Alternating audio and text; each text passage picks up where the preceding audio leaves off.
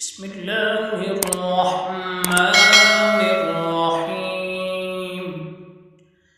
سبح اسم ربك الأعلى الذي خلق فسوى والذي قدر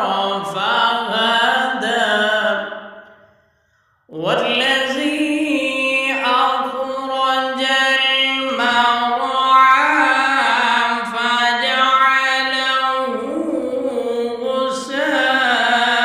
غثاء أحوى سنقرئك فلا